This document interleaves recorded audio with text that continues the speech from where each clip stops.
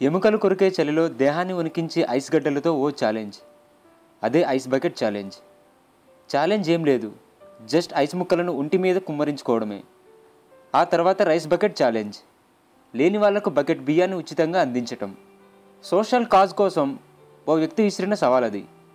కానీ ఐస్ బకెట్కు వచ్చినంత క్రేజ్ మాత్రం రాలేదు. తాజాగా తెలంగాణ మంత్రి కేటీఆర్ సెలబ్రిటీలకు సవాల్ విసిరారు. ఆయన ఓ మంచి పని కోసమే ఆ సవాల్ను విసిరారు.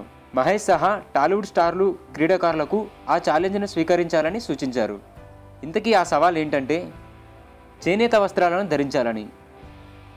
చేనేత వస్త్రాలకు డిమాండ్ తగ్గిపోవడం, చేనేత కార్మికులకు ఉపాధి తగ్గిపోవడంతో వాటికి ప్రాచుర్యం కల్పించేలా టాలీవుడ్ ప్రిన్స్ మహేష్ బాబు, మన్మధుడు నాగార్జున, మంచు లక్ష్మి, వివేక్ ఓబ్రాయ్, సమంత, సానియా మీర్జా, ఇతర సినీ స్టార్లకు ఈ సవాల్ను ప్రతిపాదించారు. చేనేత కార్మికులకు ఆదుకోవడానికి నేను చేనేత వస్త్రాలను ధరిస్తున్నా, మరి మీరు ధరిస్తారా అంటూ వారిని ఓ రకంగా నిలదీసినంత పనిచేశారు. ఇక ఈ ఛాలెంజ్ను కమల్ హాసన్, సానియా మీర్జా వెంటనే స్వీకరించారు. తాను ఈ సవాలుకు సిద్ధమని, తన తండ్రి తన జీవితాంతం చేనేత వస్త్రాలనే ధరించారని కమల్ హాసన్ స్పందించారు.